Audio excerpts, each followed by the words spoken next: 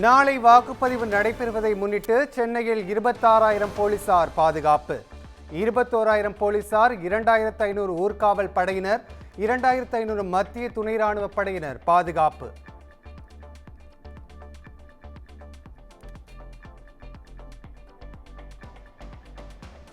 சென்னையில் 198 பதற்றமான வாக்குச்சாவடி மையங்களில் துணை ராணுவத்தினருடன் பலத்த பாதுகாப்பு. கடந்த சட்டப்பேரவை தேர்தலை விட அதிகமாக 31 கம்பெனி துணை ராணுவம் வரவழைப்பு.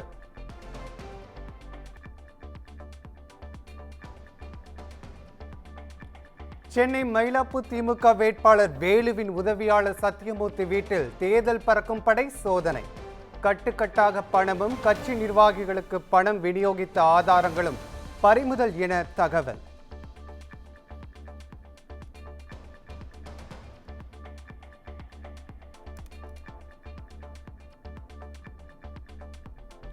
ராணிப்பேட்டை மாவட்டத்தில் உள்ள 4 சட்டமன்ற தொகுதிகளுக்கு மின்னணு வாக்குப்பதிவு இயந்திரங்களை அனுப்பும் பணி தீவிரம். துப்பாக்கி ஏந்திய போலீசார் பாதுகாப்புடன் 1247 வாக்குச்சாவடி மையங்களுக்கு வாக்குப்பதிவு இயந்திரங்கள் அனுப்பப்பட்டது.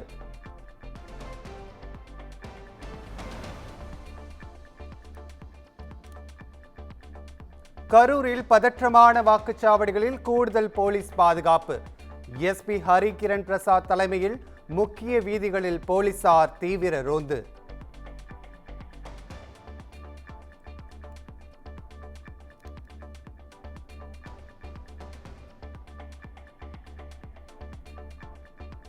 சட்டசபை தேர்தலில் வாக்களிப்பதற்காக வெளிநாடு வாழ் தமிழர்கள் விமானங்களில் தமிழகம் நோக்கி படையெடுப்பு.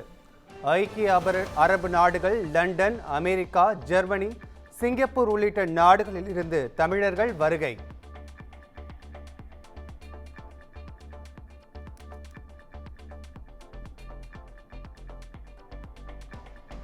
தேர்தல் பிரச்சாரம் ஓய்ந்த நிலையில் தமிழ்நாடு முழுவதும் தங்கும் விடுதிகளில் போலீசார் சோதனை.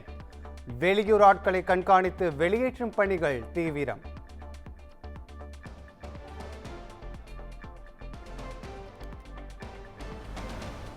பல்லாவரம் தனியார் தங்கும் விடுதியில் தேர்தல் பறக்கும் படையினர் அதிரடி சோதனை. 9 லட்சம் பணம் பறிமுதல் செய்யப்பட்டு விசாரணை.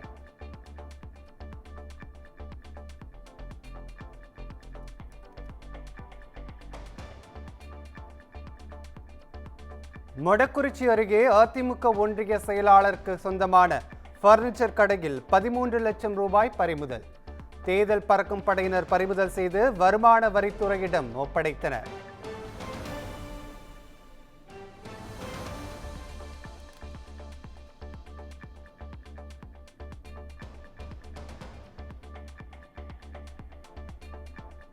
சில நிமிடங்களில் ஓட் ஸ்லிப்பை பதிவிறக்கம் செய்து கொள்ள புதிய வழி. இந்திய தேர்தல் ஆணையத்தின் அதிகாரப்பூர்வ செயலி மூலம் பெற்றுக்கொள்ள நடவடிக்கை.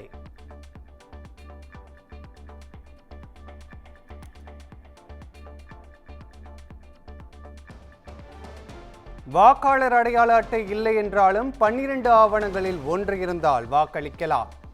ஆதார் அட்டை, பான் கார்டு, மருத்துவ காப்பீடு அட்டை உள்ளிட்ட ஆவணங்களை சுட்டிக்காட்டி தேர்தல் ஆணையம் அறிவிப்பு.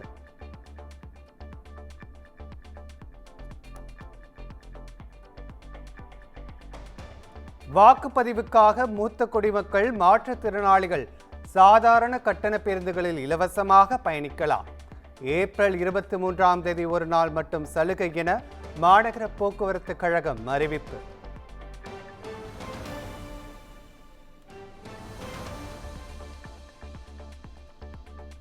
சென்னை வாக்குச்சாவடிகளில் பல வண்ணங்களில் குறியீடுகள் வகையிடப்பட்டன. வாக்காளர்கள் எளிதில் அடையாளம் காணும் வகையில் நடவடிக்கை.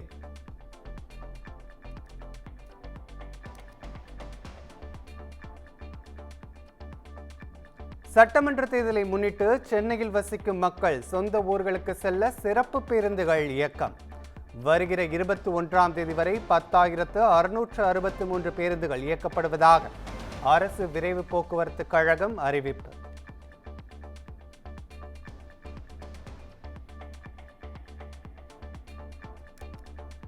கிளாம்பாக்கம் பேருந்து நிலையத்தில் போக்குவரத்து துறை முதன்மை செயலாளர் சுன்சோங்கம் ஜடக் சிறு திடீர் ஆய்வு. ஓட்டு போட செல்லும் பயணிகளின் வசதிக்காக 11,000க்கும் மேற்பட்ட சிறப்பு பேருந்துகள் இயக்கப்படுவதாக பேட்டி.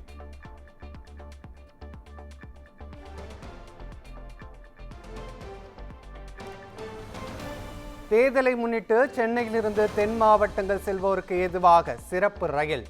விழுப்புரம், திருச்சி, மதுரை, விருதுநகர் வழியே செல்லும் நாகர்கோயில் ரயில் இயக்கப்படுகிறது.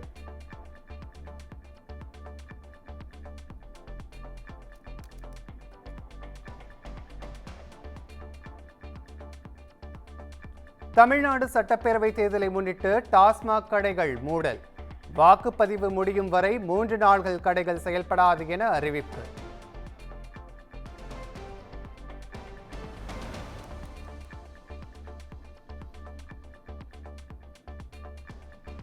தமிழ்நாட்டில் நேற்று முன்தினம் ஒரே நாளில் 350 கோடி ரூபாய்க்கு மது விற்பனை. தேர்தல் காரணமாக டாஸ்மாக் மூடப்பட்ட நிலையில் வழக்கத்தை விட 2.5 மடங்கு அதிக விற்பனை.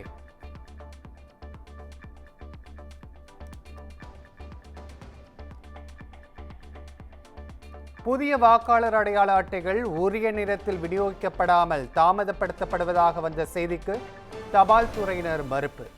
உரிய நேரத்தில் அனைத்து புதிய வாக்காளர் அடையாள அட்டைகளையும் வீடு வீடாக கொண்டு போய் சேர்த்து விட்டதாக ஊழியர்கள் விளக்கம்.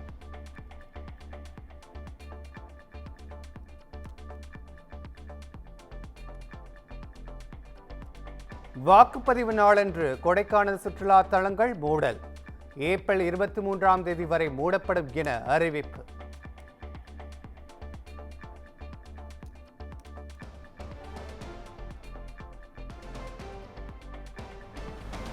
நாளை வெள்ளியங்கிரி மலைக்கு செல்ல தடை. கோவை குற்றாலம் அருவி மூடல். சட்டமன்ற தேர்தலில் பொதுமக்கள் வாக்களிக்க ஏதுவாக வனத்துறை அறிவிப்பு.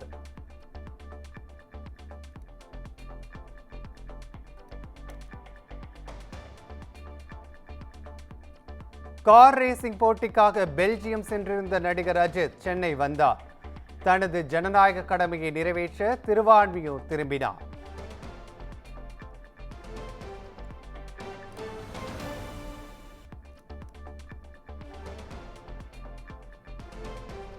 ஓசூர் அருகே ஆம்னி பேருந்து மீது கார் நேருக்கு நேர் மோதி விபத்து. தேர்தலுக்கு ஓட்டு போட சென்றவர்களில் 3 பேர் உயிரிழந்த பரிதாபம்.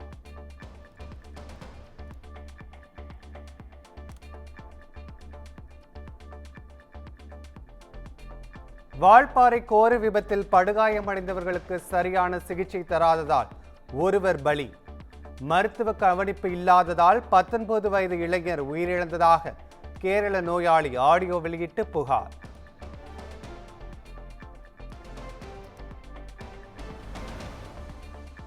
தேர்தல் பணிகளில் ஈடுபட விடாமல் தடுத்ததாக கூறிய செல்வப்பெருந்தகையின் குற்றச்சாட்டுக்கு வருமான வரித்துறை மறுப்பு.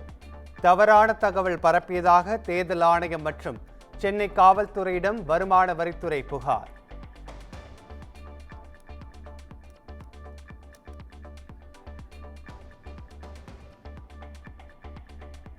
தவேகவினர் தன் மீது காலணி வீசியதாக திமுகவின் ஐடி விங் அணியின் மாநில துணை செயலாளர் திவ்யா சத்யராஜ் குற்றச்சாட்டு. விஜய் தனது கட்சி உறுப்பினர்களுக்கு பெண்களை மதிக்க அறிவுறுத்த வேண்டும் எனவும் அறிக்கை.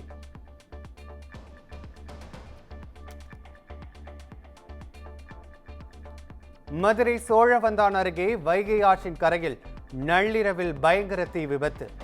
தென்னை, வாழை மரங்கள் எரிந்து நாசமானதால் விவசாயிகள் வேதனை.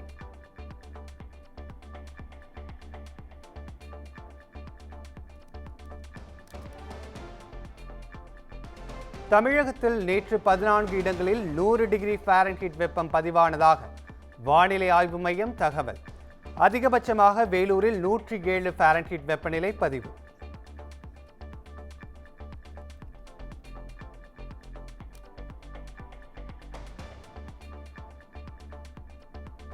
மேற்கு வங்கத்தில் 2 கட்டங்களாக தேர்தல் நடைபெறும் நிலையில் முதற்கட்ட தேர்தலுக்கான பரப்புரை ஓய்ந்தது.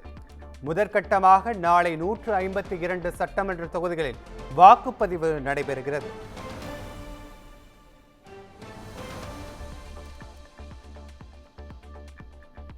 மேற்கு வங்கத்தில் தேர்தல் நடத்தை விதிகள் அமலுக்கு வந்ததால் மதுக்கடைகளை மூட உத்தரவு. பகலில் பைக்குகளில் பின்னால் அமர்ந்து செல்லவும் இரவில் இருசக்கர வாகனங்கள் சாலையில் செல்லவும் தடை.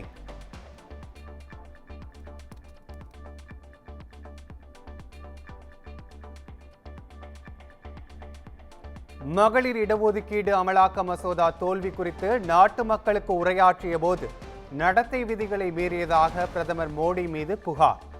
எதிர்க்கட்சிகள் அளித்த புகார் குறித்து ஆய்வு செய்யப்படும் என தேர்தல் ஆணைய வட்டாரங்கள் தகவல்.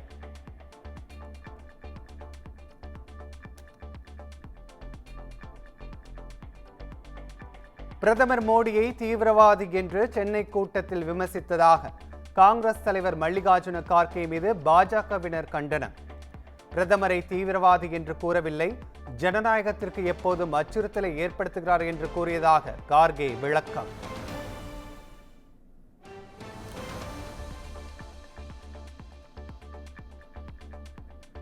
கேரள மாநிலம் திருச்சூரில் பட்டாசு ஆலையில் ஏற்பட்ட பயங்கர வெடி விபத்தில் 13 பேர் உயிரிழப்பு. படுகாயமடைந்த 40 பேருக்கு மருத்துவமனையில் தீவிர சிகிச்சை.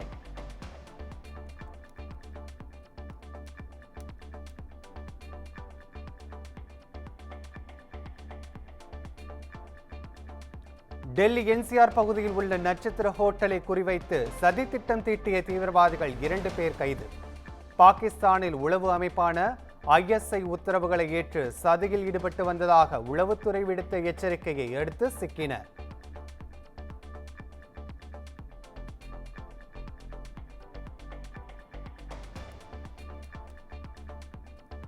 மணிப்பூரில் குண்டுவீச்சு தாக்குதலில் 2 குழந்தைகள் கொல்லப்பட்ட விவகாரம்.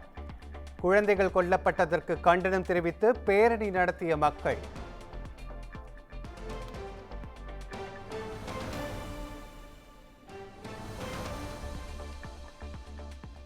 பகல்காம் தீவிரவாத தாக்குதலில் 1ஆம் ஆண்டை முன்னிட்டு உயிரிழந்த வீரர்களுக்கு இராணுவத்தினர் மலர் அஞ்சலி. இந்தியா எதையும் மறக்காது என்று சமூக வலைதளங்களில் இந்திய இராணுவம் பதிவு.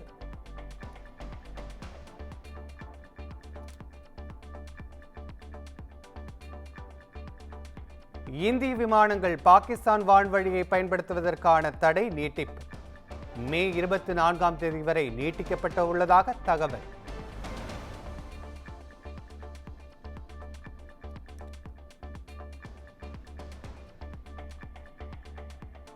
ஹரியானா மாநிலம் குருகிராமில் உள்ள பேக்கேஜிங் கம்பெனியில் பயங்கர தீ விபத்து. உயிர் சேதம் தவிர்க்கப்பட்ட நிலையில் கரும் புகை மூட்டத்துடன் எரியும் தீயை அணைக்க கடுமையான போராட்டம்.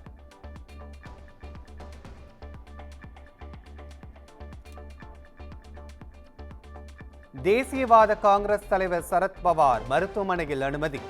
உடல்நிலையில் கவலைப்படத்தக்க வகையில் எந்தவித பாதிப்பும் இல்லை என தகவல்.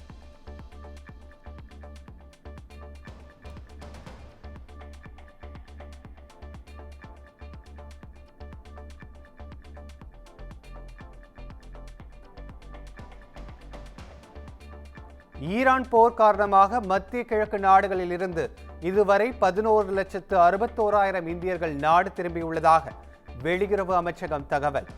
வளைகுடா நாடுகளில் வசிக்கும் 1 கோடிக்கும் மேற்பட்ட இந்தியர்களின் பாதுகாப்பு உறுதி செய்யப்படும் என்றும் மத்திய அரசு உறுதி.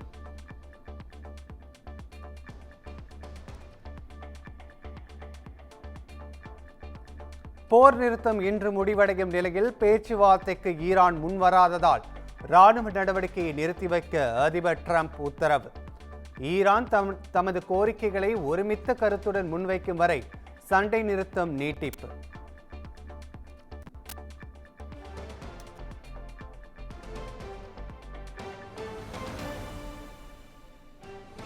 பாகிஸ்தான் கோரிக்கையை ஏற்று போர் நிறுத்தம் நீட்டிக்கப்பட்டுள்ள போதும் ஹார்முஸ் ஜலசந்தியை அமெரிக்க கடற்படையின் முற்றுகை தொடரும் என்று டிரம்ப் அறிவிப்பு. ராணுவ தாக்குதலுக்கு தயார் நிலையில் இருக்கும் என்றும் எச்சரிக்கை.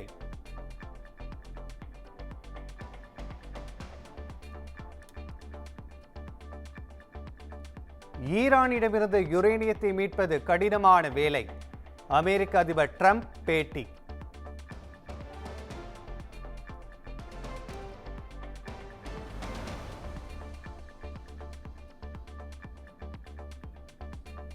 இந்தியாவின் 100 ரூபாய்க்கு லண்டன் பல்பொருள் அங்காடியில் எத்தனை பொருட்கள் வாங்க முடியும் என்று பரிசோதனை செய்த பெண்ணுக்கு அதிர்ச்சி. ரூபாய்க்குள் ஒரே ஒரு பொருள் மட்டும் வாங்க முடிந்ததாக பகிர்ந்தது வைரலானது.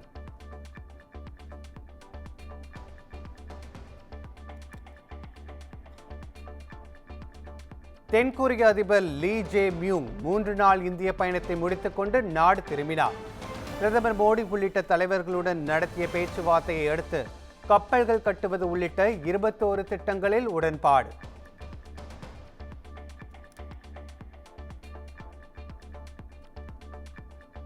ஜெர்மனியில் உள்ள குருத்வாராவில் சீக்கியர்களிடையே ஏற்பட்ட மோதல், 11 பேர் காயமடைந்ததாக தகவல்.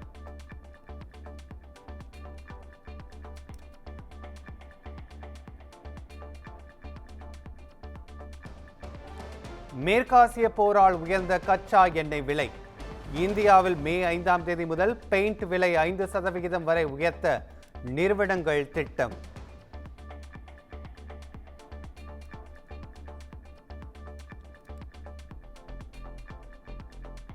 ஹாலிவுட் நடிகை ஆனி ஹாத்வே தமக்கு வயதாவது பற்றியும் தமது திரையுலக வாழ்க்கை குறித்தும் பேட்டி. பேட்டியின் முடிவில் அல்லாவின் விருப்பம் என்று பொருள்படும் இன்ஷா அல்லாஹ் என்று கூறியதால் இணையத்தில் சலசலப்பு.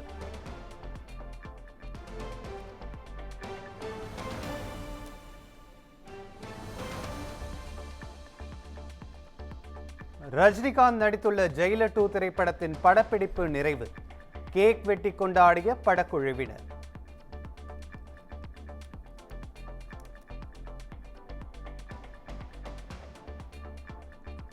ஆலந்தூரில் திமுக தவேக தொண்டர்கள் ஒருவரை ஒருவர் தாக்கிக் கொண்டதால் பரபரப்பு.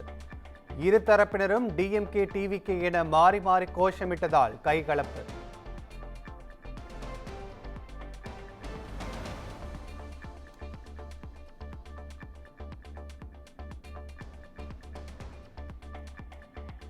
சென்னையில் ஆபரண தங்கத்தின் விலை சவரனுக்கு ரூபாய் 400 குறைந்து 1,14,000 ரூபாய்க்கு விற்பனை.